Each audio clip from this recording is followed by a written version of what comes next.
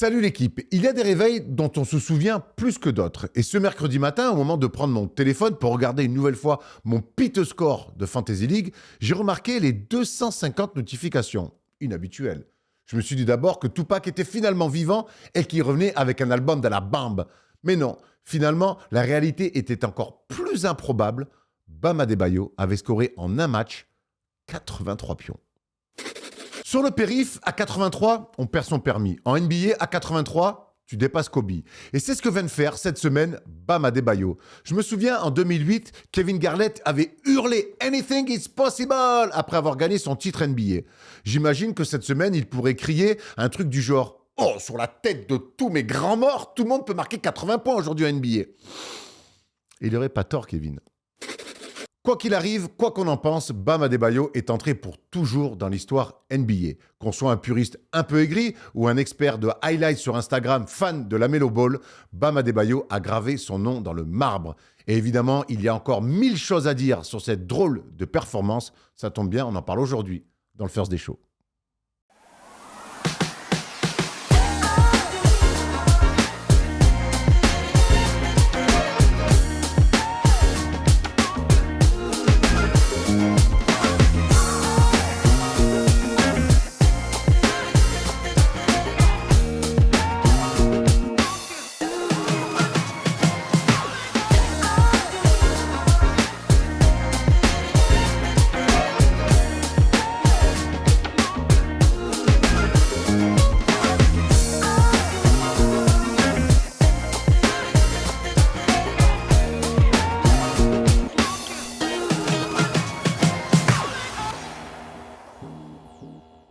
Salut l'équipe, on est jeudi et le jeudi c'est le First Day Show et aujourd'hui évidemment une émission riche en actualité puisqu'un mec a mis 83 points dans un match. On va revenir dessus largement, mais avant ça on va présenter des mecs qui, je sais pas si vont mettre 83 points aujourd'hui, mais en tout cas ils vont avoir beaucoup de choses à raconter. Mes métis soins, comment ça va Thomas et Arthur?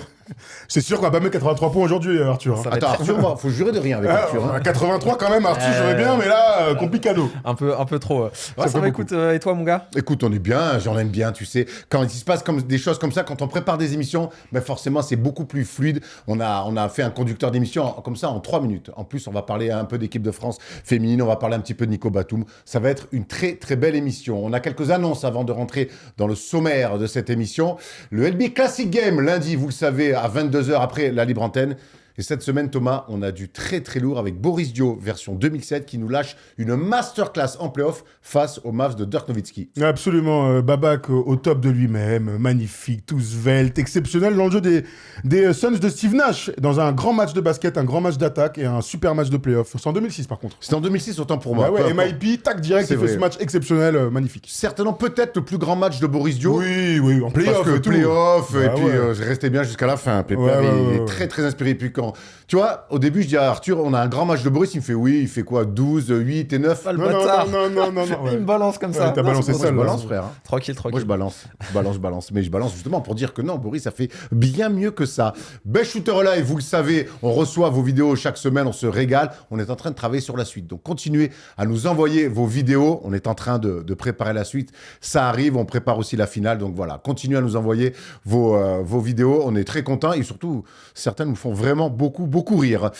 Vous le savez, le vendredi, c'est la sortie, un vendredi sur deux, d'Offense. Et ce vendredi, on a du lourd. On a notre pote Gillian qui est venu en plateau. On a passé une heure avec lui. En fait, on a fait quoi 1h40 d'émission qu'on a réussi à réduire en un peu plus d'une heure maintenant. Mais on a beaucoup ri avec notre ami du 83. Le VAR. Oui, il est là le clin d'œil. Gillian, tu vois, il est là le clin d'œil. Oui, voilà. En fait, comme on savait que Gillian venait, on a demandé à Bam Adebayo de mettre 83 pour faire le clin d'œil. Donc ça marche super bien. On parle évidemment du sport dans le couple, parce que ceux qui connaissent Gillian, sa femme est au centre de son contenu. On parle aussi de rugby, parce qu'il aime le rugby. On parle aussi de Monaco, la place de Monaco, du club de Monaco dans le foot. Avec une drôle de take. Hein. Avec une take, je vais balancer, je m'en fiche. Il a dit Monaco est l'équipe du peuple. Ces mots lui appartiennent. Mais allez regarder l'émission, on a beaucoup rigolé. En tout cas. C'est clair. Bravo, super émission, on a beaucoup rigolé. Il y a des moments un peu d'émotion aussi. Ouais. C'est un très bon moment qu'on a passé. Rendez-vous demain donc, sur la chaîne Offense à midi pour voir ce nouvel épisode de Offense présenté toujours par l'excellent excellentissime Tom Servino. Allez, balance-moi le sauveur justement, Tom Servino, puisque t'es en régie. On va aujourd'hui parler sur les news, on va revenir sur l'équipe de France, on va parler de Nico Batum qui passe lui aussi Kobe, drôle de semaine pour l'héritage de Kobe. On va parler un petit peu de blessures et on reviendra aussi sur les Pacers qui sont déjà éliminés de la course au playoff. Le débat évidemment sur la perf historique de Bam Adebayo. On va décortiquer cette performance et surtout on va voir qu'est-ce que ça ouvre comme perspective pour la suite. Parce qu'un mec qui met 83 points, on voit que de plus en plus on se rapproche d'un certain Wilt Chamberlain, bravo, ça celui-ci. La palette de la semaine, elle est très cool. On reviendra sur la fin de match incroyable entre OKC et Denver. On reviendra sur les 3 derniers paniers qu'on a décortiqués avec Thomas. Et puis on finira sur le quiz si Arthur est là. Quelle fac. Et la dernière fois, t'as pris une râlée. Clairement. Avant d'aller dans les news, j'ai plein de trucs à dire. Parce que là, on est un peu vite au début. Déjà, on est à côté d'un mec qui a mis un game winner dans un match National 3, qui continue. C'était il y a 2 semaines, j'ai oublié moi. Mais, enfin, t'as oublié, il est pas venu entre-temps. Ah, c'est vrai. Bah oui, c'est là que t'es pas bon, Erwan. Ah, Notre gars a mis un game winner. Notre gars a mis un game winner. Filmé. Ouais. Alors, l'émotion, les papillons. Franchement, c'était lourd. Attends, on va refaire. Tu rates le tir de la gagne à la fin du temps réglementaire. Ouais. Et tu mets le tir de la gagne en prolongation. Si c'est pas un truc de carré, ça. Ouais, non, franchement, j'avais les matchs d'avant, j'avais pas été bon, donc j'étais à la recherche d'un petit match référence. Et bah écoute, ce match-là, c'est tombé. En plus, c'est Hugo, notre meneur titulaire, qui fait une pénétration. Je coupe un peu en le gênant. Il me fait la passe qui est déviée, je l'attrape, je balance une prière, ça rentre en switch avec le buzzer, donc c'était cool, quoi. Est-ce que t'as eu la même réaction en rentrant chez toi comme Bam Adebayo? C'est-à-dire, tu t'assois à côté de ta femme, t'es dans le lit, tu dis je suis quand même un bête de joueur de basket. T'as eu la même réaction? Non, même Est-ce pas. que t'as comparé tes perfs avec celle de Dido en carrière aussi? Elle a une bonne carrière, Bah oui, c'est pour ça, comme Jay Wilson. Mais c'est pour ça que je dis ça. Bah oui. Vous êtes un peu le Bam Adebayo et Jay Wilson de la Nationale 3. De la Nationale 3. Je vois où est-ce que tu veux aller. Voilà. Exceptionnel moment. On Bravo, verra bravo. si les enfants suivent le même chemin. Bon, on aura le temps d'en discuter, bien sûr. Ils sont en train de vendre toute l'émission. Regarde la comparaison. Mais c'est une émission d'adolescents. On peut pas prendre le temps, dans un deuxième temps, de mettre ce tableau On va le rejouer, exceptionnel. incroyable. On le rejouera tout à l'heure. Qu'est-ce qu'ils sont pressés, tes gars? Ils sont à peu près. Mais il y a beaucoup de jus aujourd'hui. Il y a beaucoup de. Il y a de jus. Oui, parce que je passe une excellente semaine. Exactement. On passe tous une très bonne Non, semaine. je passe moi une très bonne semaine. Mieux que d'autres. Je passe une excellente semaine. Mieux que d'autres, ouais. Parce qu'hier, il y avait quand même un bon match. Voilà, Et en plus, j'ai joué un... Allez. Non, je vais aller au bout de mon truc. Je tiens à remercier. Oui, je prends en otage son émission, Erwan. Parce que t'as pris en otage la mienne lundi soir. Enfin, j'étais pas là, quoi, en gros. J'appelle excellent, d'ailleurs. ça un dépannage. Si t'appelles ça une prise d'otage. Le pigiste de là, le pigiste médical. Non, je tiens à remercier mon ami Tom Vaillant. Je t'embrasse, Tom. Tu dois regarder l'émission aujourd'hui. J'ai eu la chance de jouer avec le 10e joueur français au golf. Donc merci, il m'a amené dans un bête d'endroit. Je vous souhaite à tous de vivre ce genre d'émotion un jour. Voilà, tout simplement. Oui, On a joué contre des anciens joueurs NBA ou des anciens pros, c'est pas mal. Ça, c'est déjà. notre sport de base, ça, Erwan. Mais moi, au c'est golf, comme si tu tu jouais. faire quoi? C'est comme non, comme si au padel tu jouais avec Steph, parce qu'il est excellent, ou Atem Ben Arfa. C'est comme si Arthur jouait au bowling avec le meilleur joueur de l'histoire du bowling. Tu vois, c'est des autres sports, quoi. Voilà, en gros. D'accord, Voilà, super. c'était Merci ma en take. tout cas. C'est ma bon. take. Vous pouvez la retrouver dans Offense demain. Je peux récupérer le lead. Oui, vas-y. Important d'être un leader Vas-y, à un moment donné. regarde le meneur Force de jeu, là, regarde force de proposition. On est bon, on a fait les présentations, beaucoup d'énergie, on enchaîne d'entrée avec les news et en plus ça commence fort.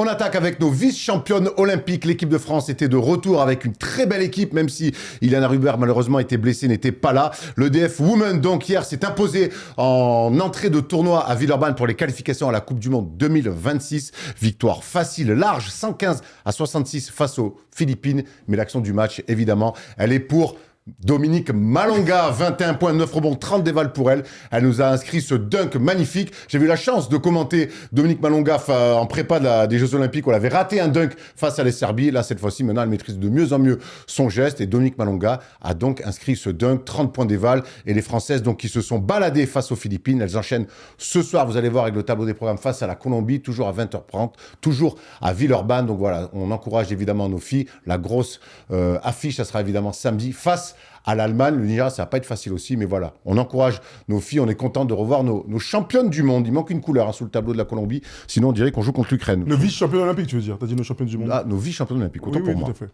On n'est pas encore champion du monde, mais on espère cet été. On espère battre enfin Team USA. Grave. Battre enfin Team USA, même si ça va pas être facile, parce qu'on a vu Caitlin Clark aussi, Tout à fait. qui joue. Elles ont une sacrée équipe. Hein. Ouais, elles sortent du banc, nos copines, là, Paige et Caitlin. Bon courage aux autres. Ouais, bon courage aussi à Minnesota, parce qu'ils ont encore pris une doudoune hier du côté des Clippers, 152 133 à 128. Vous allez voir ce score assez fleuve en faveur des Clippers qui ont parfaitement commencé la rencontre avec une défense incroyable. Je crois qu'il y a 6 ou 7 ballons perdus dans les 5 premières minutes pour les Minnesota Timberwolves. Ils sont un petit peu revenus dans le match.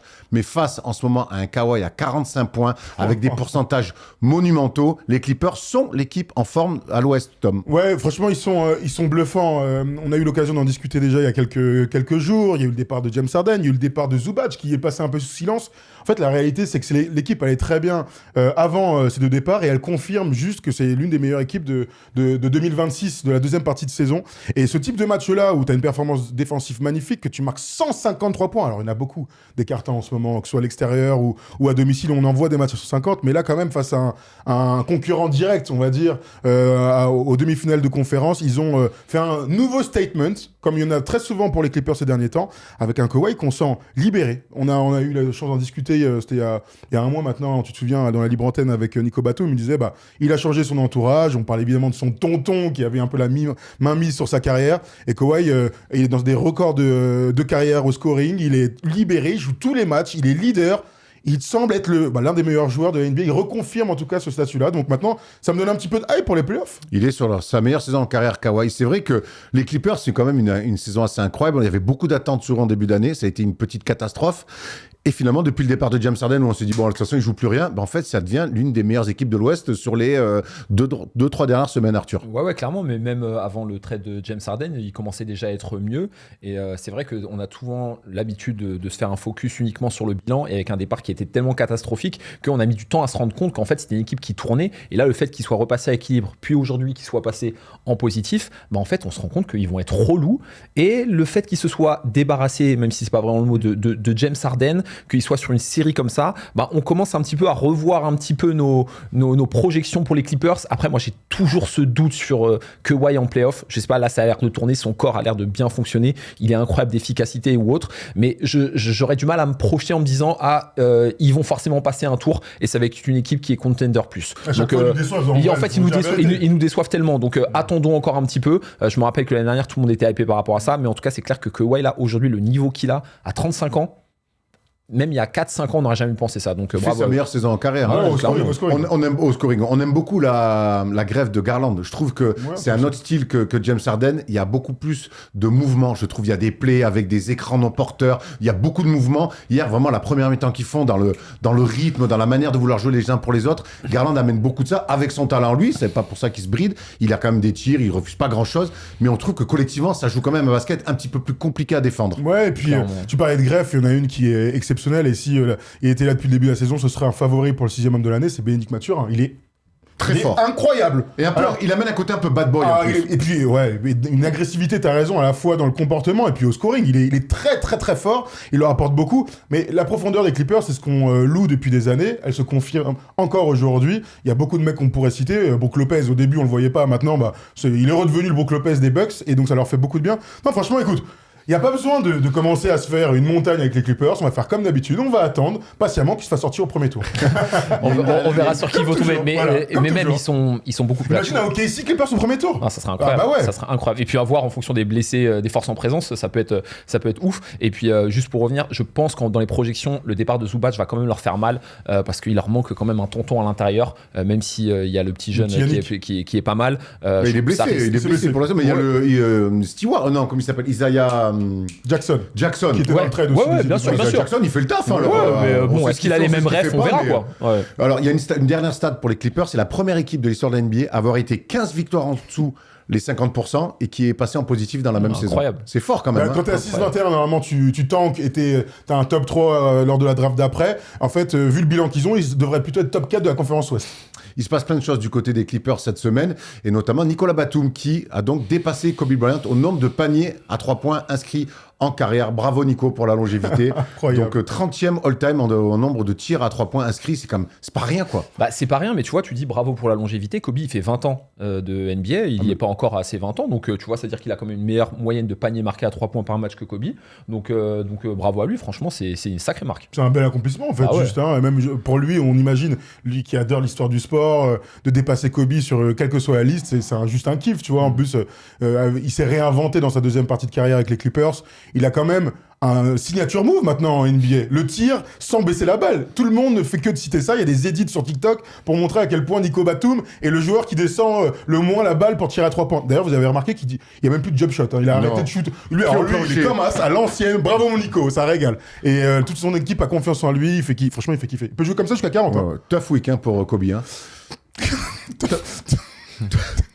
Tough week. On va rester avec, un petit zeste de Frenchie, puisque pour le match entre les Spurs et les Clippers qui se déroulera à Los Angeles, il y aura un French Heritage Night, Thomas. Ouais, absolument, on a vu ça. Alors, c'est Nico qui l'a partagé. On sait que parmi la communauté française de Los Angeles, qu'on connaît très importante, il est proche donc du consulat là-bas. Et donc, à l'Intuit Dome des Clippers, le 16 mars, il y aura donc ce match entre les Spurs et les Clippers. Et donc, il y aura une French Heritage Night. Évidemment, avec les Spurs, c'est d'autant plus simple. Donc, franchement, ça fait kiffer. Ça fait longtemps qu'on l'attendait. Je me rappelle même, petit clin d'œil à Basket USA, un 1er avril, qui avait fait cette blague, ce poisson d'avril, justement, où il allait avoir ça. Et finalement, tout le monde était tombé dans le panneau, alors que voilà, il fallait juste attendre une dizaine d'années pour que ça existe vraiment. Visionnaire alors nos amis. Visionnaire. Pas toujours, mais là pour le coup il est visionnaire. Allez, on enchaîne avec une nouvelle news. Cette fois c'est une mauvaise nouvelle pour les Sixers. Tyrese Maxey est blessé, tendon inflammé à l'auriculaire droit. Il sera réévalué dans 3 semaines. C'est un vrai coup dur, Arthur, pour les Sixers qui sont désormais 8e de la conférence Est avec 35 victoires pour 30 défaites. Ils ont du mal à enchaîner leur bon début de saison, les Sixers. Bah ouais, c'est hyper frustrant parce que les résultats de l'équipe sont archi dépendants de la forme de Maxi, donc en l'occurrence quand il joue pas c'est chaud, donc il devrait normalement se qualifier et voir la deuxième partie de saison, mais ils perdent des places, donc ça va être chaud. Après, ce qui est rassurant, c'est que bon, c'est pas une blessure au niveau des guibolles, des chevilles, des genoux ou des genoux. J'ai envie qu'on place tous les synonymes de naze pour le corps. Là, il va falloir qu'on se lance là-dedans, les gars. Guibolle, on va en chercher d'autres. Il y en a 2-3 en tête, t'inquiète. mais donc il va pouvoir garder un certain rythme. En tout cas, il sera peut-être un petit peu moins rouillé, mais voilà, ça me fait mal. Et puis moi, c'est un joueur que j'aime bien parce que il est réputé comme le mec qui travaille le plus en NBA. Disons qu'ils vont finir au play-in. Et le play-in, ça va être le play-in de tous les dangers dans cette conférence Est. Après, les gars, c'est juste qu'ils surperformaient de fou depuis le début de saison. Joel Embiid est blessé. Oh, quelle surprise! On m'a dit quoi en janvier? Attention, il est revenu. Il ne peut pas jouer. Il ne peut pas enchaîner 6 mois de basket à très haut niveau. C'est le constat des dernières années. C'est juste une confirmation. Alors, on peut être triste pour Tyrese Maxey, mais en fait, c'est l'histoire de cette franchise. Et je mets évidemment Paul George et ses 25 matchs de suspension pour une raison sombre, malheureusement. Donc, c'est juste que ce trio n'enchaîne pas. On les a jamais vus une saison complète. Alors, il est arrivé l'année dernière, Paul George. En fait, c'est tout le temps la même chose avec les Sixers. Donc, quand tout le monde a commencé à s'emballer, franchement, je voulais pas faire le pisse-froid, mais enfin, je l'ai quand même un peu fait. Bah ouais, en fait, on a l'habitude que cette équipe se casse la gueule. Comme les Clippers, on en a parlé tout à l'heure, les Sixers sont un peu les Clippers de l'Est. Maxi tuile en tout cas pour les Sixers avec cette blessure de leur meilleur scoreur. On enchaîne avec une équipe qui, elle, ne jouera pas les playoffs. C'est désormais officiel. Ce sont les Pacers d'Indiana. Ils ont été finalistes la saison dernière et c'est assez rare quand même dans l'histoire, vous le voyez, qu'une équipe finaliste depuis 99 soit éliminée dès l'année d'après. Alors ça peut évidemment se comprendre, hein, la blessure notamment de Tyrese Haliburton out toute la saison a changé pas mal la donne. Mais j'ai envie de me projeter sur déjà la saison prochaine. On rappelle qu'ils ont fait venir Ivica Zubac qui va pas jouer d'ici la fin de saison sur la trade deadline, qui joue pas. Ils vont récupérer Tyrese Haliburton et ils pourraient avoir un super tour de draft. Si on se projette déjà sur la saison prochaine, attention à Indiana. Ah ouais, clairement. Après, on va voir dans quel état Tyrese Haliburton revient. Dans l'Indiana, il va revenir, si tu veux l'état. Ouais, ok, d'accord. Donc, oui. On est content. Oui. Un peu. Oui, Juan, oui. Le surnom de l'état? De l'état The Basketball States. De Hoodies ou un truc Hoosier. Ah, ça, c'est le truc de l'état? Je savais pas. Ok. Je crois que c'était juste un film. Ouais, non. Après, il faut voir comment il va revenir. On a eu des bons exemples ces dernières années sur des retours. Ces derniers jours, même. Ces derniers jours, ouais, de rupture de tendon d'Achille. Mais écoute, on va voir comment ça s'est passé, l'opération, le suivi. Je sais qu'il a une web série qui le suit sur son retour, mais c'est clair que s'il chope un des 3 méga favoris, enfin un des 3 premiers spots à la draft, bah, ils pourront faire mal directement l'année prochaine. Et quand on voit la conférence Est qui n'a pas non plus une homogénéité dans le haut niveau, bah, ils peuvent être candidats, excuse-moi, au final de l'année prochaine. Il y a un truc qui est intéressant, si on peut revoir les équipes, parce qu'il y a 2 formats. Vous allez voir les comparaisons qu'on peut faire entre certaines équipes, donc finalistes qui ne sont pas qualifiées, et d'autres. Et je vais faire la comparaison avec les Warriors. Les Bulls perdent Jordan, les Lakers perdent le Shaq, les Cavs perdent LeBron. Bon bah, t'es moins fort. Évidemment, ok. Ensuite, vous avez les Warriors. Les Warriors, vous vous souvenez de cette saison? Alors, ils ont perdu KD l'année d'avant, Klay Thompson est blessé. Et Curry. Steph se blesse en cours de saison, il joue de mémoire peut-être moins de 10 matchs, je vais pas inventer un nombre. Et donc, ils sont dans la même position que les Pacers aujourd'hui. Alors, sans faire de comparaison sur une dynastie, c'est juste qu'ils se sont retrouvés l'année d'après avec un très haut choix de draft. On se souvient du choix de James Wiseman, qui est aujourd'hui avec Team USA Z, je crois, lors des fenêtres internationales. Il joue 5 matchs, Steph Curry. Il joue 5 matchs, 2019-2020. Voilà, donc c'est une saison qui ressemble entre guillemets à celle des Pacers. On va souhaiter pour les Pacers que l'année prochaine soit différente que celle des Warriors, que le choix de draft soit différent. Mais celle d'après, j'espère qu'ils auront la même chose, c'est-à-dire qu'ils retourneront en finale pour être champions en 2022. Donc voilà, c'est les deux comparaisons, les deux différences qu'on pourrait faire avec toutes ces équipes all-time quelque part. Exactement, ça va être très intéressant à suivre. De toute façon, j'ai l'impression que cette draft, elle va pouvoir redistribuer tellement de cartes, on aura l'occasion d'en reparler. Bon, il y a l'occasion aussi, on va pas la rater, de parler évidemment de Bam Adebayo et de ses 83 points face aux Wizards. Évidemment, c'est notre grand débat de la semaine.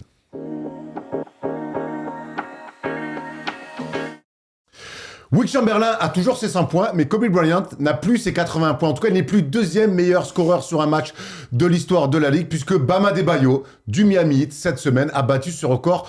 Je ne sais pas si on le pensait imbattable, mais en tout cas, que ça soit de la part d'un joueur dont on n'attendait pas qui monte aussi haut sur un scoring, que ça soit par le contexte, Bam Adebayo est devenu ce joueur-là. C'est le deuxième meilleur performeur sur un match avec 83 points. Messieurs, avant qu'on aille dans le détail, qu'on décortique toute cette performance et qu'on ouvre même l'horizon sur est-ce qu'un jour on verra un mec de notre vivant mettre 100 points, qu'est-ce que vous avez ressenti le matin en vous levant, en regardant le match, en voyant toutes les réactions? Je pense qu'on était tous d'accord pour dire que personne n'aurait pu parier sur Bam Adebayo qui met 80 points dans un match. Disons, alors, j'évacue le truc tout de suite. En tant que Kobe fan, j'avais un peu la haine. Voilà, je vous le dis, je me dis, putain, il y a un gars qui a battu Kobe et c'est Bam Adebayo. Et le process a été un petit peu long, mais je pense qu'on a tous eu la même réaction. Personne n'a regardé le match en direct. À part Nico Batum qui nous a envoyé qui vit à LA, donc je veux dire, personne ne regardait le match en direct. On a tous été surpris du réveil et dans un deuxième temps, on est tous allés regarder le match en entier pour voir comment ça s'est passé.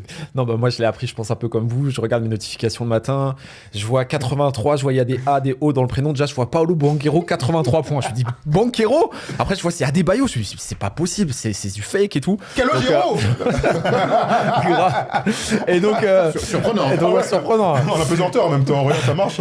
Bah en fait, bon, on s'attendait peut-être que ça puisse passer un jour, mais certainement pas à Adebayo. Donc on pourrait y revenir, mais méga surprise effectivement. Écoute, du coup, on va faire forcément, tu l'as dit, t'avais le seum parce qu'il passe Kobe, et on va faire une comparaison pure et dure entre le match de Bam Adebayo et le match de franchement, les fans de Kobe, vous êtes relous là. Ouais, franchement. on évacue. Donc Bam Adebayo marque 2 points de plus que Kobe. Vous voyez, Kobe avait shooté 3 fois de plus, avait shooté 3 points de moins et surtout avait tiré 23 lancers francs de moins. Donc voilà cette comparaison entre Bam Adebayo qui donc dépasse Kobe dans ce listing des meilleurs scoreurs sur un match. On va décortiquer cette rencontre quand même. On va voir premier quart-temps, deuxième quart-temps, troisième quart-temps, quatrième quart-temps, parce qu'on a l'impression que dans cette performance XXL, il y a eu plusieurs matchs dans le match, Thomas. Il y a surtout eu d'abord une entame, un premier quart-temps exceptionnel. Bien sûr, parce que vous connaissez First Team, on sera jamais 100% dithyrambique sur une performance comme celle-ci, mais on va quand même commencer par l'ultra positif, et l'ultra positif, c'est ce premier quart-temps qui est presque all-time. All-time pour sa franchise,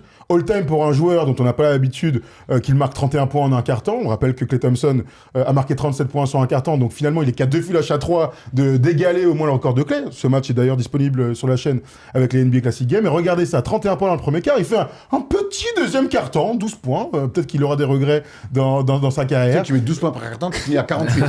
Il est à 43 points, c'est clair. Il a 43 points donc à la mi-temps. Je rappelle que son record en carrière, c'est 41 points à ce moment-là. Donc en une mi-temps, il a déjà dépassé. Et dans cette deuxième mi-temps, donc 19 points et 21 points. Il y a un truc qui est intéressant aussi, c'est la deuxième ligne. Hein, après le nombre de points et les pourcentages, c'est le nombre de lancers francs. Il tire 29 lancers francs dans la deuxième mi-temps. C'est évidemment quelque chose sur lequel on reviendra longuement aujourd'hui. Mais commençons par le commencement, comme dirait Tom. Le premier quart-temps, c'est une masterclass, Arthur. Non, il n'y a rien qui est prévu, il n'y a rien qui est calculé à ce moment-là. Lorsque tu regardes le match, tu vois que c'est un gars qui n'a peut-être pas l'habitude, en tout cas, d'avoir une grosse adresse à 3 points. Là, il trouve des bons tirs.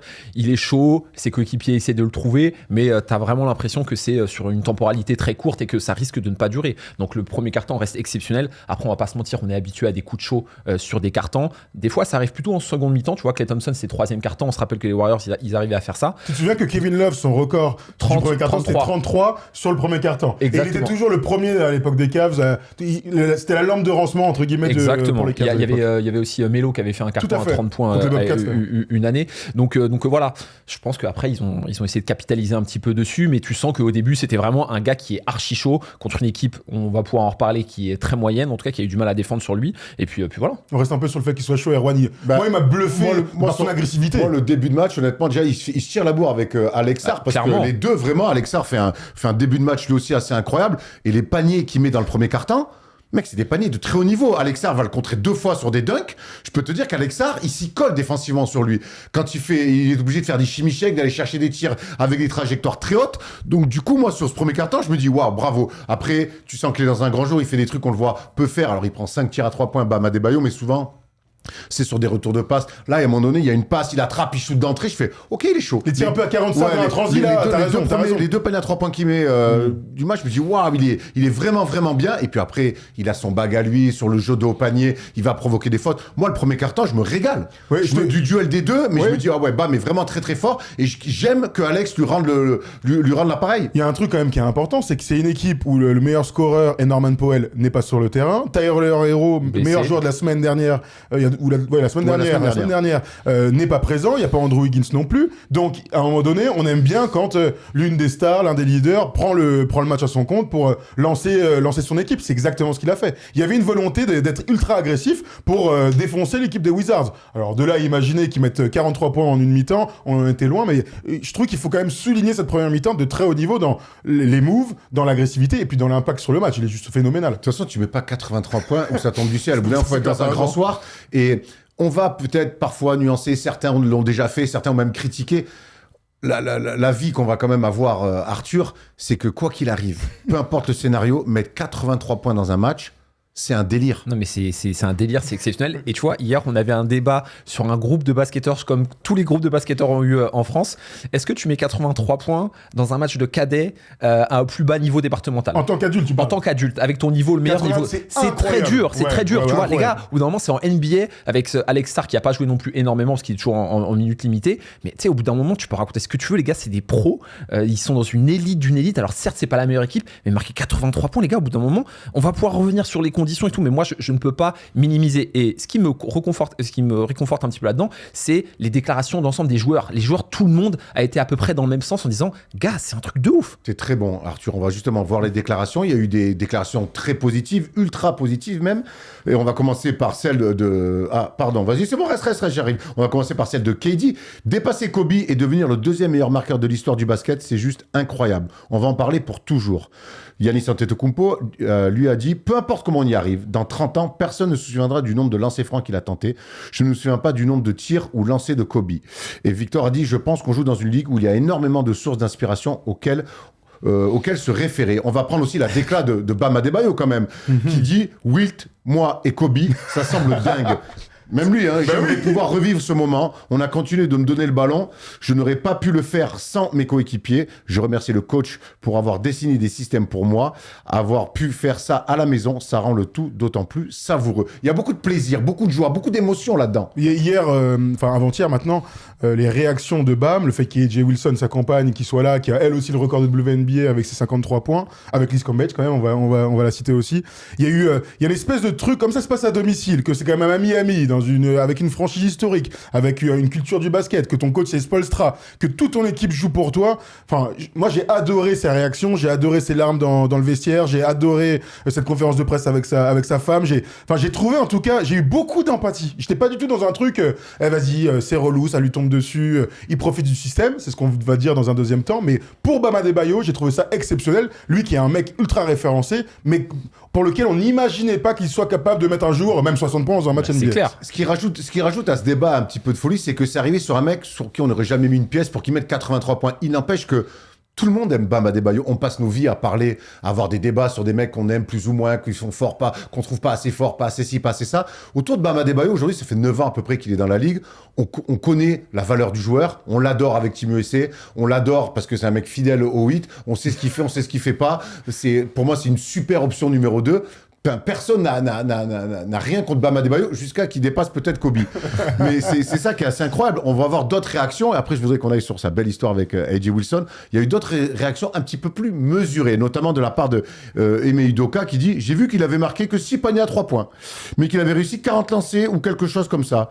Ça en dit long. » Et puis les Wizards. Très bien. Et donc Kelly Oubre qui dit « Je vais simplement dire que cet homme, Joel Embiid, l'a fait plus efficacement et il l'a fait en 3 quarts temps. » Oui, Alors, c'est vrai, c'est que des vérités. Hein. C'est que des vérités. Après, Udoka, moi, c'est un coach que j'aime bien, mais là, je pense qu'il est dans l'état d'esprit, le filtre compétiteur avant tout, et que voilà, là, il nuance en disant ça. Voilà, je pense qu'il donne énormément de respect. Et voilà, après, Kelly Oubre, c'est juste qu'il est avec les Sixers et qu'il défend son gars. Voilà, mais je pense que tout le monde est derrière cette perf. Après, pour revenir sur ce que tu disais, tu as dit c'est une deuxième option. Et en fait, c'est ça la plus grande surprise. Moi, il y a quelques temps, tu m'aurais dit cette année, quelqu'un va mettre 83 points. J'aurais peut-être pas été surpris, on va pouvoir y revenir après. Mais c'est là, effectivement, le gars, c'est pas un scorer first. Il tourne à 16 points de moyenne en carrière, 19 points cette année.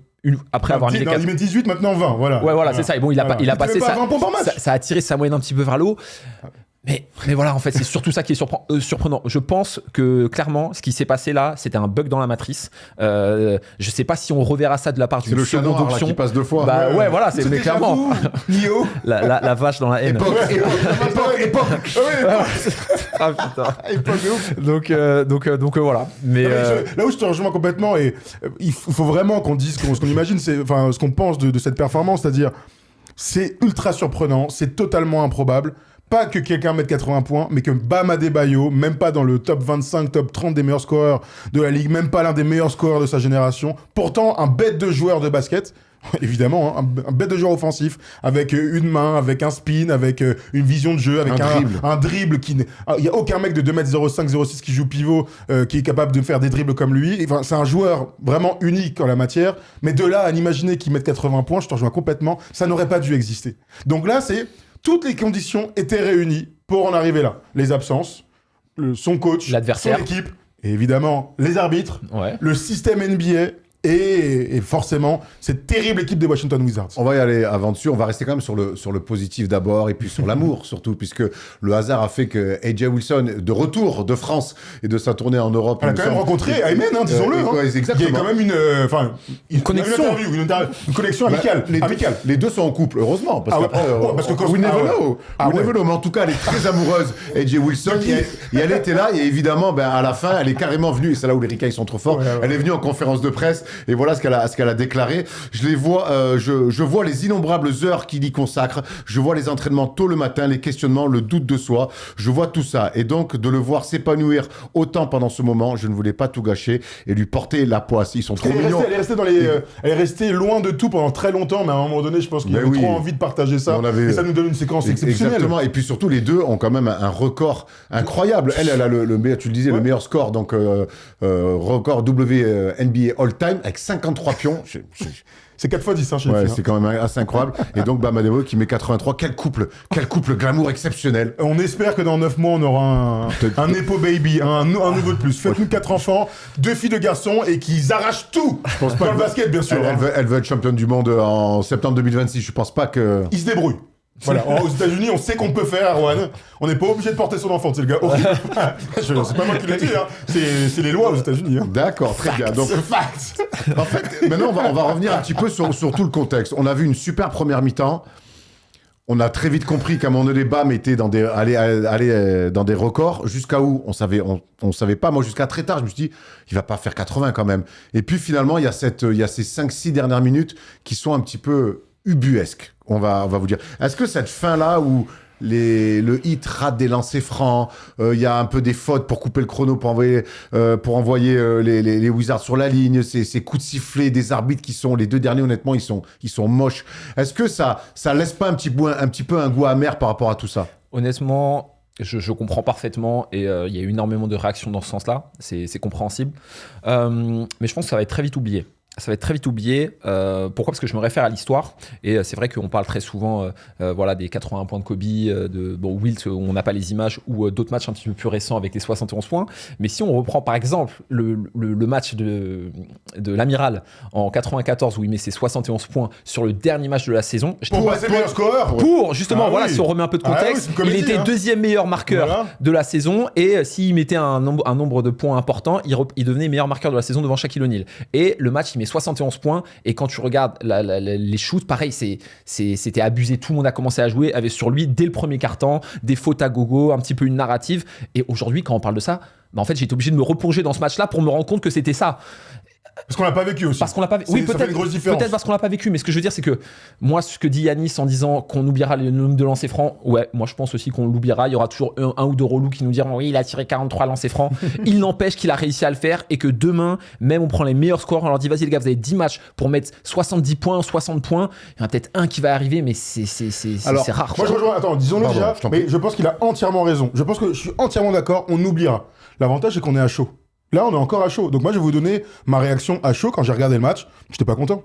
J'étais même très énervé sur la fin du match. C'est-à-dire que on va pas quand même détruire les Wizards pendant 20 minutes, mais à un moment donné, il faut un petit comeback. Il y a, allez, on va dire 10-12 points au début du 4e quart-temps. Donc il y a encore un match. Et bam, il est déjà dans des hauteurs où tu te projettes un petit peu sur, bon, peut-être qu'il peut aller chercher 60, 70, 80 arrive un petit peu plus tard. Moi, j'ai été...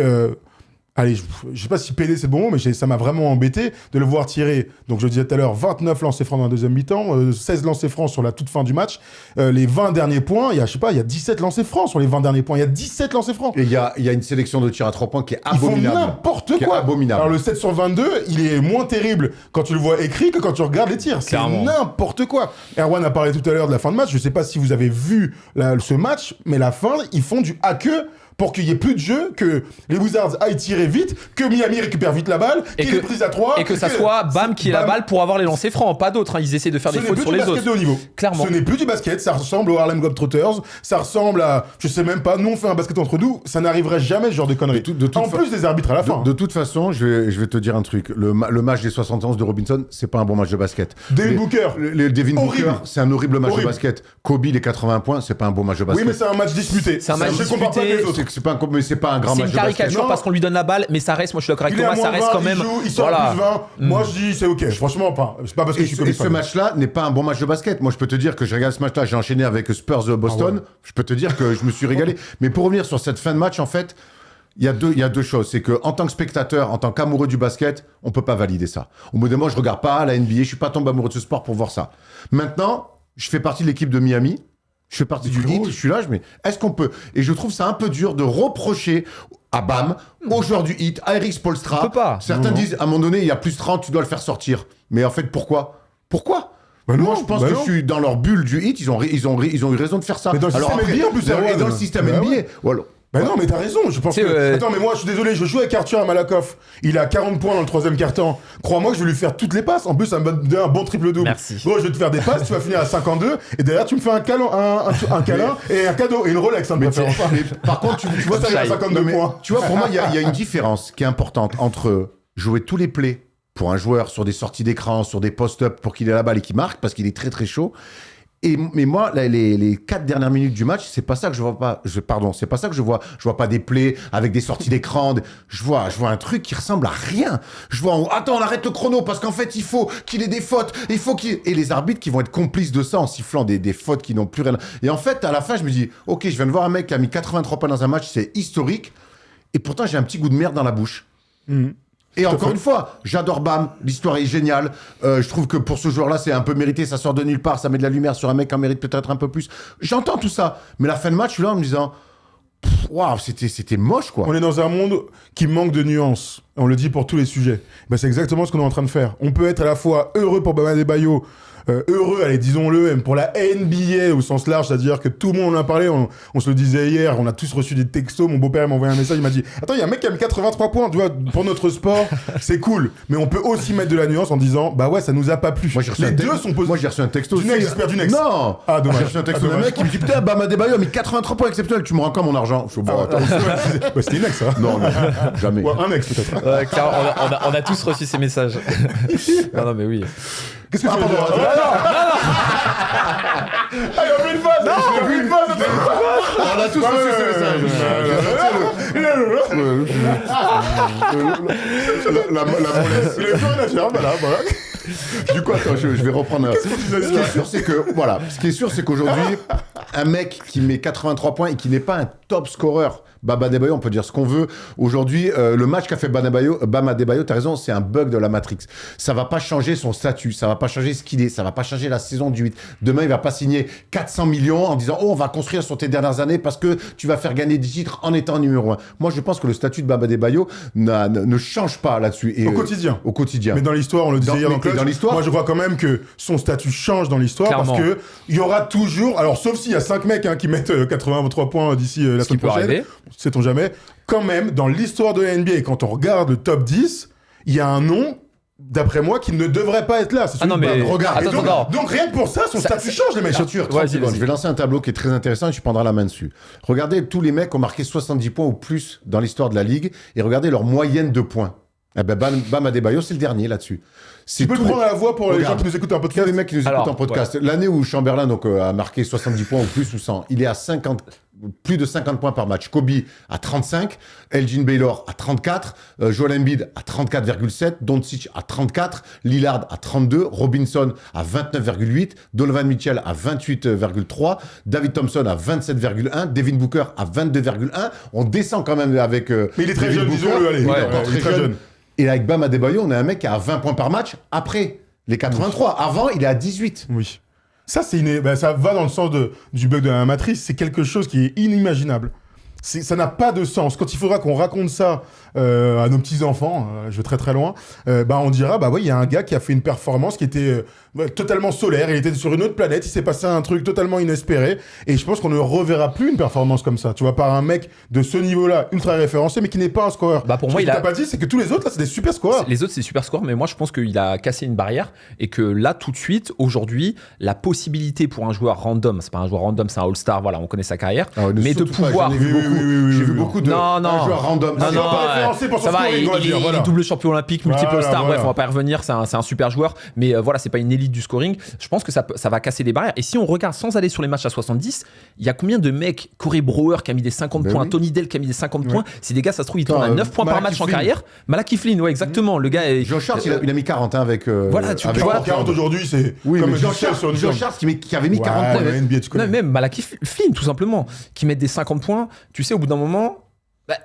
50 points, s'ils en mettaient 60, il n'y a pas une différence de ouf. Et pour revenir sur ce qu'on disait sur l'héritage sur Bam Adebayo, je ne pense pas qu'aujourd'hui, sur les contrats, sur le Miami, ça va changer grand-chose sur la vision de ses adversaires. Mais par contre, sur l'héritage de Bam Adebayo, sur la place qu'il a, je pense que ça comptera largement parce qu'au bout d'un moment, une perf historique comme ça, ça compte. Et je suis persuadé que voilà, si on doit faire des classements de pivot all-time, cette perf le fait passer sur une catégorie super. Exactement. Mais je veux te dire même plus, avec cette perf, il a une chance d'aller au Hall of Fame en fait.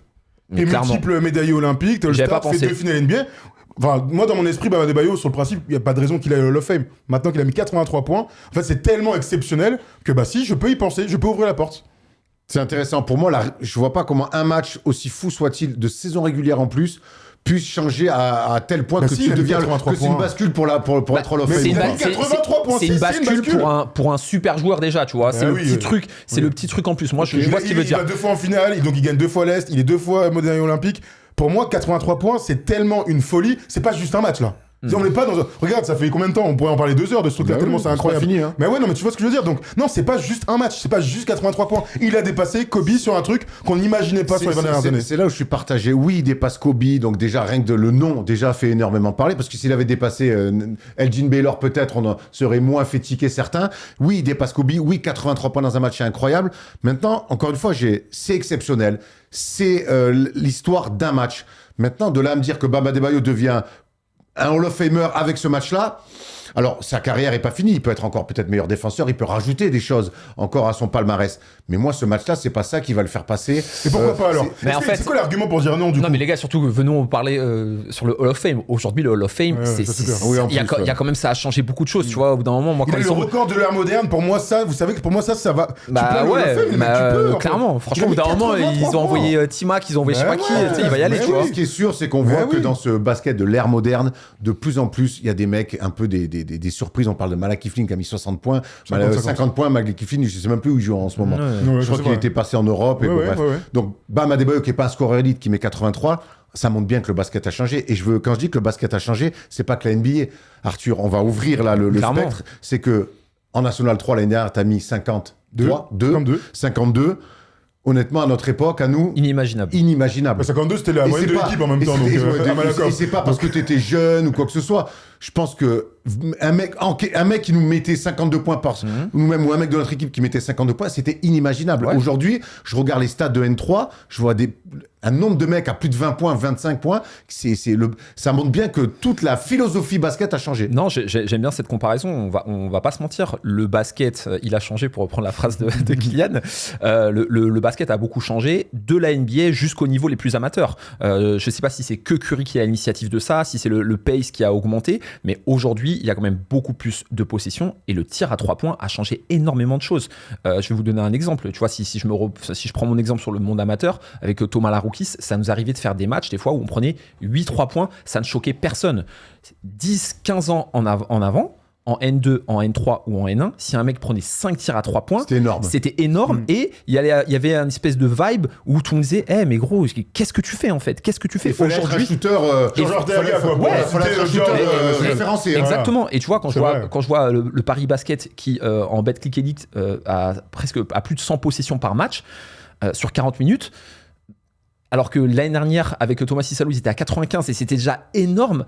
Il y a eu vraiment un écoulement, un ruissellement de ce basket moderne avec des possessions, avec plein de tirs, avec de la recherche d'efficacité qui fait que, en fait, 83 points, ce n'est plus étonnant. Voir des méga pertes sur des catégories jeunes, sur des championnats professionnels semi-amateurs, ce n'est plus étonnant. Et en fait, il y a ce plafond de verre qui a été brisé clairement. Même chez les petits, tu vois, je vois chez les jeunes, allez suivre d'ailleurs le compte GoToGuy de nos amis qui suivent les catégories les plus jeunes, je vois des mecs, des perfs en cadet, en espoir, qu'il n'y avait pas à notre époque. Alors, moi, à notre époque, tu mettais 25, 28, tu faisais 2 fois dans l'année, tu étais à la fois, waouh. Ouais. Là, je vois des gamins, ils mettent 35, 38 régulièrement en espoir Pro B, en espoir Pro. Je vois des mecs mettre 35, 40 très régulièrement. En fait, c'est tous les étages sont. Oui, tu as raison. Parce que tu as changé, il a raison. En fait, après, les règles ont vraiment changé, les 14 secondes. Enfin, tout va plus vite. Les coachs, la vision des coachs, je suis désolé d'insister dessus. C'est pas que ça. Mais aujourd'hui, je pense que voilà, le coach un petit peu conservateur qui te disait non, le mec de 2 mètres, tu restes sous le panier, tu poses que des écrans et tu fais rien d'autre. Non, aujourd'hui, il y a toutes ces barrières qui ont été brisées et d'ailleurs, c'est une bonne chose parce que tu vois, tu prends plus de plaisir maintenant qu'avant, faut dire la vérité. Tu prends plus de plaisir, t'as plus de, tu m'étonnes. T'as plus de profil et tout. C'était rigide. Exactement. Et donc, écoute, je trouve que c'est une super chose, quoi. Arthur, j'ai une question pour toi. Dis-moi tout. Combien j'aurais pu mettre à ça? Mais gros, mais il a quel âge, lui, frère? Il a 44 ans dans 6 mois. 51 max. 51 max. Jamais de la vie, gros. Il a 39 max. Mais arrêtez, lui, de lui répondre pas. Gros, je suis en train de dire qu'il aurait fumé devant moi. Non, c'était une super vanne. Mais il aurait mis 39 max. Hey, je vais lui faire passer pour c'est il a besoin de dire que c'est le meilleur squad. Gros. Tu sais c'est quoi mon problème? C'est qu'à partir de 28-30, je serais devenu fou. Expulsé quoi. Et j'aurais tout raté. Le mec il a 28 à la fin du premier et expulsé début du deuxième. Mais Rohan, t'aurais pu te battre ton record carrière. Parce que je t'ai dribblé sur le pied. Du coup les gars, on va revenir un petit peu au contexte NBA. Merci Rohan. Mais arrête, c'est pour rigoler. Les gens adorent. Tu ne rigoles pas quand tu parles de ta carrière, c'est ça ton problème. Pas l'autodérision. Même si je voulais pas rire, l'œuvre est risible. Donc au bout d'un moment, il faut se rendre à l'évidence. Est-ce que les gars de notre vivant, d'ici 10 ans, on verra un mec scorer champion ou voire même battre Wilt? Moi, j'y crois fortement, les gars. Qui alors attends, tu vas trop vite. Ouais. Oui, alors déjà oui, ce qui est déjà un truc de ouf de dire oui, parce qu'il y a 5-10 ans, quand on a commencé First Team, quand on était à Malakoff, on disait tous non. Oui, parce qu'on l'a dit, les règles ont changé.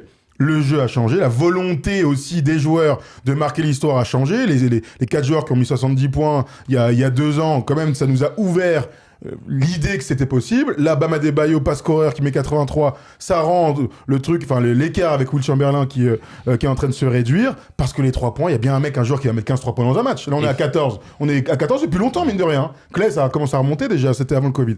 Donc, j'ai envie de croire. Et puis, on a la possibilité d'une prolongation, les gars. Tu ajoutes 5 minutes sur un match où le gars, il est en feu, je sais pas, il est à 68 points. Ça, moi, j'y crois pas. Ça. Alors oui et non, Arthur, parce que je pense que dans tous les bons matchs de basket, il y a un écart. S'il y a prolongation, ça veut dire que c'est un vrai match de basket, que ça se tire la bourre. Donc il y a un mec qui met 3 points. C'est rare dans ces... Regarde, j'ai pas tous les trucs d'Elgin Baylor à l'époque, mais quand il y a des mecs à plus de 70 points, en général, il n'y a pas de match. Écoute, dans un sens ou dans l'autre, regarde Devin Booker, il perdait, il y avait 20 points d'écart. Ouais. Mais c'est vrai, moi aussi, je pense comme Erwan, c'est-à-dire que à un moment donné, pour faire 100 points, ce qui est complètement fou, déjà 90 points. 85-90 points. Il faut que le gars soit en phase comme pas possible avec son jeu, que tout le monde joue pour lui, qu'il y ait quand même un peu de trou dans la défense, parce qu'il faut mettre quand même 25 points par quart-temps. J'ai du mal à imaginer une prolongation, donc c'est-à-dire un match quand même vachement serré. On a eu la chance de voir le match le plus prolifique des dernières années, ou même de l'histoire de la NBA, la triple prolongation, le Clippers. On a vu un 73-71, un truc comme ça. Il y a personne qui est à 60 points, parce qu'au bout d'un moment, il y a 2 équipes, et que tu peux pas mettre 100 points dans un match qui est ultra serré. Ah bah, moi les gars, Enfin, c'est là que tu viens de mettre 83, tu vois. Oui, mais 83 dans un match où il y avait jamais il y a prolongation en fait. Ouais, mais à un moment ils reviennent un petit peu et c'est toi qui as dit, ils reviennent. Non, mais ce que je veux dire c'est que bon, bref, moi je pense que c'est possible.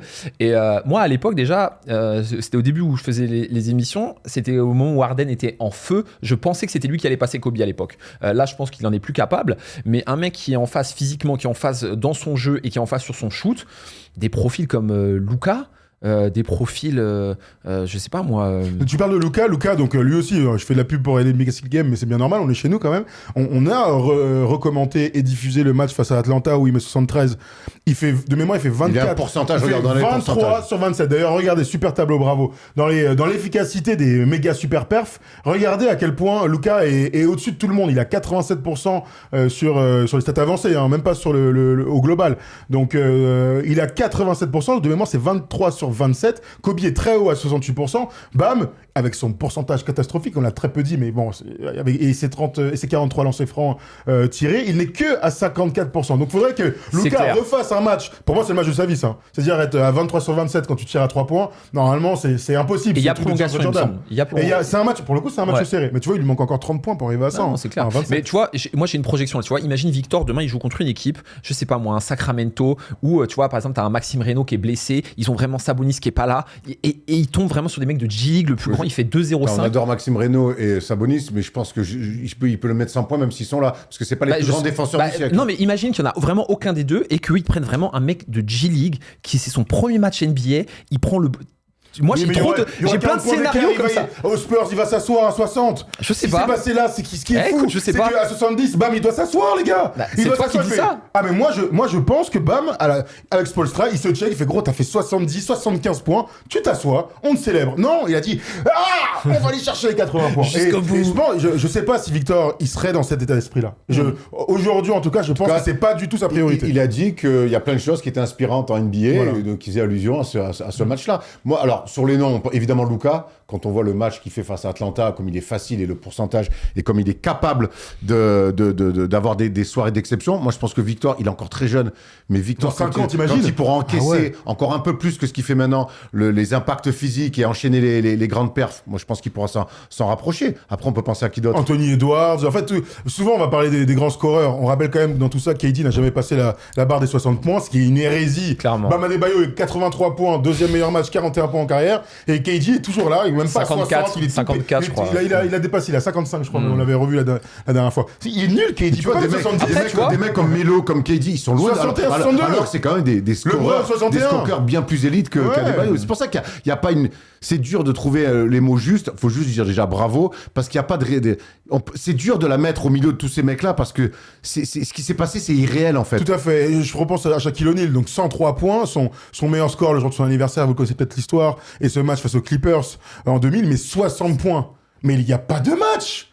Tu vois, il n'y a pas de match. Donc, pour arriver à avoir l'opportunité de battre un record comme 100 points, tu peux pas prédire déjà. Tu peux pas arriver en un match en disant aujourd'hui je vais le taper. Non. Mais tu vois, regarde, là j'ai une autre projection. Tu vois, imagine un Con Knuppel qui est un bête de shooter. Imagine il met un 23 points un jour. Tu sais, contre une équipe où ils n'arrivent pas à le défendre, il en met 7 au premier quart. Tu vois, moi je pense que dans le basket, il reste 40 points, ça fait 60.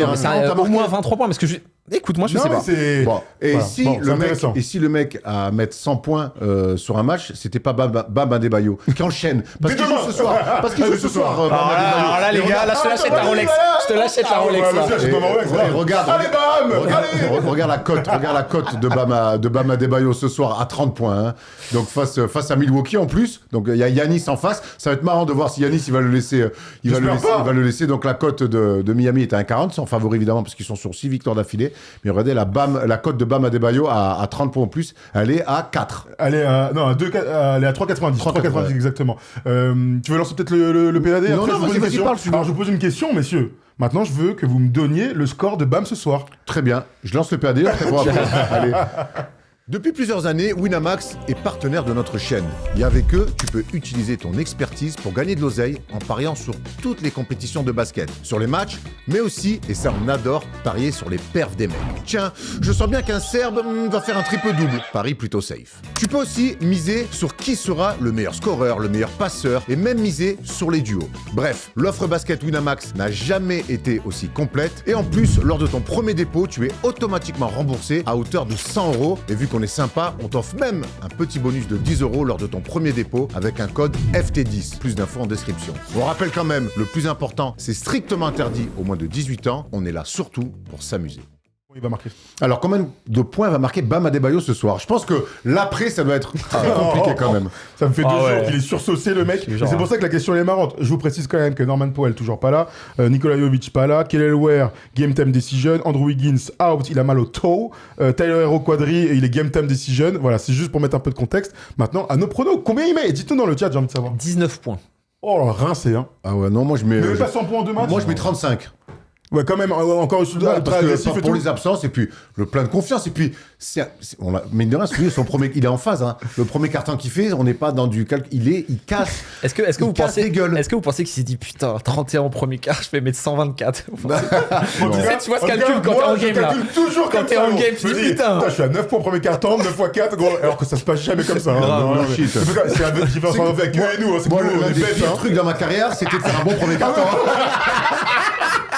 C'est tellement meilleur que deuxième mi-temps quand tu fais une mauvaise première mi-temps. C'est pour ça qu'on n'est pas pro, les gars. C'est la différence avec Bam Adebayo qui, ce soir, va battre une nouvelle fois son record en carrière. Il met 42 points. Comme ça, il met 125 points en 2 matchs. Voilà ma take. On vous a posé à vous aussi des questions de savoir si, de notre vivant, un jour, on verra la barre des 100 points être battue sur un match. Et il y a Théo qui nous répond, oui, sans doute. C'est vraiment la première fois, à part peut-être Booker quand il met 70, qu'on voit un mec et son équipe jouer vraiment pour un tel record. Si une méga superstar style Luka ou Shea sur un match où il est bien chaud se décide à jouer le record à fond, ça tombera. C'est vrai que Shea on n'en parle pas, mais clairement. Je sais pas, en tout cas on lit, pourquoi pas en vrai, hein, mais s'il est pas, c'est que maintenant, que depuis quelques mois, depuis cette saison, qu'il met des top scores. Avant, c'est la régularité chez Gilgeous Alexander surtout. Il y a Raph qui nous dit, j'ai du mal à y croire, il faudrait trop de circonstances extrêmes pour que cela soit faisable. Une énorme adresse à 3 points. 1 voire 2 prolongations pour avoir le temps nécessaire, un coach qui laisse suffisamment le joueur sur le terrain et des adversaires qui jouent le jeu. Oui, voilà, là c'est un truc. Alors, c'est truqué là. Et il y a Wushu qui nous dit, rien que depuis 2023, il y a eu au moins 5 scoreurs à plus de 70 points et sans overtime. Il n'y a que 3 70 points ou plus entre les 60s de Chamberlain jusqu'à Kobe en 2006, c'est dire comment c'est devenu quasi banal. Alors oui, avec en plus les lancers à foison, ça tombera. Putain, fallait pas que ce soit plus long le commentaire. Il y avait même une ligne en trop, disons-le. Le 60s, il a fait mal. Je croyais 60 secondes, il parle de temps, de trucs. Mais casser les couilles. Allez, rigole bien parce que bientôt il y a les Kelfak et je vais prendre ma Eh ouais, c'était pas bien écrit. Mais en même temps, j'ai qu'à les lire avant les commentaires. Ça m'évitera ce genre de... Comme d'habitude, hein, je m'en foutiste, fumiste, rien à la retraite. RMiste même. Je m'en fous. Non, ah oui, RMiste. Ça dépend pour qui. Ça dépend pour qui. Après, les gars, si on se dit que le match des 83 points était moche, le match des 100 le sera forcément aussi. Faut qu'on soit Mais, préparé. de toute façon, on l'a dit, ce n'est jamais des grands matchs et des beaux matchs. Je te Ouais. dis, allez voir le Spurs Celtics de cette semaine, c'est un super match de basket comparé à Miami-Washington. J'ai Enfin, préféré quand même le Philadelphie-Memphis, parce qu'on en a parlé vite fait, mais à partir du moment où Cameron Payne est le meilleur joueur de la NBA, moi tout de suite, je suis Ça y est, complètement là, fou. on va rentrer dans la période des dingueries en ce moment NBA, là, c'est clair. sur le dernier mois de saison régulière. Voilà, on a fait le tour de ce débat quasi impossible à terminer autour des 83 points de Bam Adebayo. Dites-nous dans les commentaires ce que vous pensez de cette performance. On est forcément partagé. Il faut mettre un peu de nuance et puis surtout, il faut dire bravo d'abord à Bam Adebayo. Allez, on va dans la palette parce que là aussi, on va voir des choses. On va voir enfin des vraies fins de match.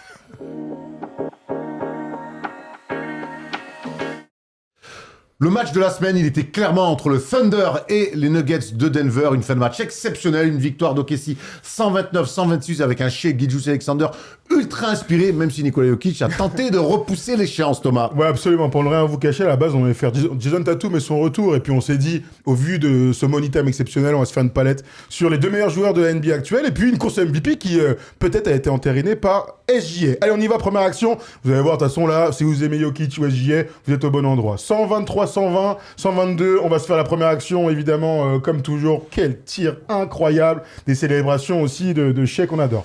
Donc je disais, 123-120, il reste 20 secondes, 13 secondes sur l'horloge des 24, et on est dans ce qu'on préfère les gars, hein. Une resta qui a la balle, un super défenseur en Christian Brown en face, et tout le monde qui le laisse. Regardez les joueurs de KC, on peut pas faire plus de spacing, hein, sinon vous êtes courtside là, clairement ils sont tous super loin de Shai Gilgeous-Alexander pour jouer le 1 contre 1. Il laisse égrener ce chrono et il va rentrer dans ce 1 contre 1. On aime déjà l'attitude de Christian Brown parce qu'on aime les attitudes de défenseurs qui sont là un peu pour les embêter. On adore le clin d'œil à JCVD Jean-Claude Van Damme. Il va se faire un écart incroyable grâce à ses arrêts au franc et c'est ça qu'on aime avec Shai, c'est qu'on parle toujours de son mid-range, mais quand il faut détruire un match, en général, ça se passe à 3 points. Une première réaction, Arthur. Ouais. Action de grande classe, bien sûr. Bah écoute, moi c'est la défense de Christian Brown, on sait que c'est un bête de défenseur, on le voyait déjà à Kansas, bref, il a des références dessus, et je pense que ce qui se dit c'est, le point fort de Shai, c'est effectivement le shoot mid-range, donc quoi qu'il se passe, il faut que je sois prêt à pouvoir être proche de lui et à mettre une élévation à l'intérieur de la ligne à 3 points. Là, l'autre, il fait un step en 2 secondes, il arrive à tirer à 3 points. C'est pas sa plus grande force, ça le devient. Mais écoute, au bout d'un moment, tu peux rien faire, quoi. Ce qu'il est capable. T'as vu ce qu'il est obligé de faire Shai pour prendre le meilleur sur Christian Brown? Il est obligé de faire quasiment un stop en grand écart. C'est-à-dire que l'intensité qu'il met, et derrière, il met un tir. Moi, je dis bravo Christian Brown pour la défense, mais bon. Bello. Mais meilleure attaque, c'est incroyable. Moi, quand il fait ce grand écart là, avec Léo, on s'est marré à faire ce montage-là, mais ça veut dire que l'intensité qu'il met sur le drive, bravo. Ça ressemble à l'intention. Ça ressemblait à un match de playoff. Toujours, ça ressemble parce que les playoffs sont les playoffs, mais ce qui s'est passé, tu vois, en termes d'intensité sur le terrain, dans les tribunes, ça ressemblait. Et vous, t'as raison, hein, l'effort physique pour faire un écart là était tout à fait louable. Allez, on se retrouve dans l'action juste après, parce que ce match était juste exceptionnel, les amis. Regardez, on est côté Denver et le score donc est de +4 et on va suivre ce play dessiné par David Adelman, mais qu'est-ce qu'on aime ce sport pour ces ATO, comme on appelle ça, ces systèmes en sortie de temps mort. Regardez donc, 13 secondes 6, il y a 4 points d'écart. Ils sont obligés d'aller chercher un tir à 3 points pour essayer de recoller. On va suivre donc déjà le premier démarquage là, de Jamal Murray, qui va aller chercher sur des actions, alors là, cas d'école, hein, Aaron Gordon. On va suivre à l'opposé, parce que ça va être passionnant. Tim Hardaway Jr., normalement, est censé prendre un premier écran de Jokic et un deuxième, le fameux Steiger dont on parle depuis des années, de Jamal Murray. C'est normalement le play qui est décidé. Tim Hardaway Jr., en plus, il est exceptionnel dans le match, il est à 8 sur 12. Donc, qu'est-ce qu'on veut? Un tir de Tim Hardaway Jr. Regardez la défense aussi de KC, parce que, bah oui, ici, ils n'attendent que ça, la sortie de notre ami Tim Hardaway Jr. Mais David Adelman est excellent, parce qu'en fait, c'était un leurre. Regardez la contre-proposition, j'ai envie de dire, de Denver, parce que Jamal Murray va arriver, faire cet écran sur Jokic, et Jalen Williams anticipait, et donc forcément, il se fait avoir. Aaron Gordon, dans le bon timing pour le triple MVP Nikola Jokic, ça donne un bon tir ouvert, magnifique, clean. En plus de ça, Jalen Williams est arrivé pour tout arracher. Il y aura tir avec la faute, il y aura lancer franc derrière, et il y aura égalisation de Denver. Quel super player, Erwan. Régalade. Déjà, c'est un bon système d'aller chercher le stagger pour Tim Hardaway Jr., mais la réponse offerte, le leurre, on adore les leurres. Bah oui. C'est parce que les plays, c'est sympa, mais c'est ce qu'on y met après. Et là, je trouve que le leurre pour Jokic, il est magnifique. Et après, et on voit bien d'ailleurs que Jalen Williams, il a pas compris, il s'est fait avoir. Alors après, il est pas obligé de faire un plaquage cathédral sur Jamal Murray, mais en tout cas, quand j'ai vu ce match-là, je me suis dit, voilà, ça c'est mon basket, c'est des systèmes bien pensés. Il est très bon, David Adelman, là-dessus. Ouais, absolument. On anticipe la réaction de la défense pour faire un... Coup de Trafalgar. Exactement. Et ce qui est difficile à défendre, je trouve, pour OKC, contrairement à Denver, où on sait que OKC, on sait que la balle va arriver dans les bras de Shai, qui doit faire une décision par le dribble avant tout. Là, la différence avec Denver, c'est qu'ils ont plusieurs gars qui sont capables de pouvoir créer cette séparation. Au début, on se dit, c'est Jamal Murray, il va avoir la balle et il va faire l'équivalent de ce qu'a fait Shai. Mais sauf que avec les systèmes de David Edelman, avec le fait que Tim Hardaway soit hyper chaud et le fait que Jokic soit un super joueur, il y a plusieurs possibilités de fin de shoot. On aurait pu rajouter Aaron Gordon qui a mis des paniers clutch en playoff l'année dernière, et ils arrivent tout de suite avec cette panoplie de pouvoir trouver plein de shooters différents pour cette dernière action. C'est ce qui rendra, on espère, une série playoff entre les deux équipes fantastique, avec 7 matchs et 7 money time. Allez, dernière action, parce qu'il faut bien un vainqueur, et le vainqueur c'est le MVP en titre, c'est Shai Gilgeous-Alexander. On se retrouve dans les mêmes positions, mais c'est quand même intéressant. Le tir de malade qu'il a envoyé. Quel tricheur. Allez, on y retourne. Et donc, on se retrouve avec ce temps mort là. C'est la continuité, les gars. Hein. Alors, la fin de match a duré 20 minutes. Mais bon, pour le coup, il restait 20 secondes. Shai Gilgeous-Alexander, qui est pas le premier à toucher la balle, parce qu'il va y avoir cette sortie d'écran plutôt, qui va provoquer le switch entre Christian Brown et ce bon vieux Spencer Jones, le Dr. Jones, comme on l'appelle. Et ce que j'adore, et là, regardez, on était dans notre canapé, bien sûr. Bravo à Léo, bravo à Erwan pour avoir pensé à ça. Ce que j'adore dans ce mouvement de Shai Gilgeous-Alexander, c'est qu'il n'a hésité à aucun moment. Il a pris la balle, le fameux attraper-jouer, défense magnifique de Jones. Hein, honnêtement, il ne peut pas faire mieux que ça. Mais quand il y a un gars qui est sur la lune et que un clutch time lui appartient, et ben voilà, ça donne des actions exceptionnelles. La célébration, il y avait tout derrière. Ça, c'est nos tirs, ça. Ah, ça fait kiffer. J'ai l'impression quand j'en parle, j'adore. Franchement, je sais même pas quoi dire. C'est super dur. Le défenseur, il prend pas. Enfin, il essaie de pas aller chercher la faute. Donc voilà, il met son bras, mais le fait de placer son corps, décaler son bras, le monter vite, c'est exceptionnel. Il n'y a rien de plus dur que faire un step back à droite pour les droitiers. Je le précise aussi. Erwan, ça c'était une fin de match. On s'est tous envoyé des messages. On a fait attends, mais là c'est exceptionnel ce qu'on vient de voir. Voilà, tout à l'heure on disait que la fin de match entre Miami et Washington, c'est pas pour ça qu'on regarde le basket. Là, cette fin de match-là, c'est pour ça qu'on aime tant ce sport et que c'est le plus beau sport du monde. Et indéfendable encore une fois, ce tir vraiment de Shai. Ah, s'il défend mieux, il fait faute, de toute façon. Ouais, exactement, il est bien. Franchement, il lui fait un truc, il arrive à le tenir une première fois, une deuxième fois. Après, on sait que les joueurs NBA sont magnifiques, on reste toujours bluffé par leurs exploits individuels. Voilà, et j'espère qu'on va rester bluffé aussi par mes exploits individuels, mais dans le quiz cette fois-ci.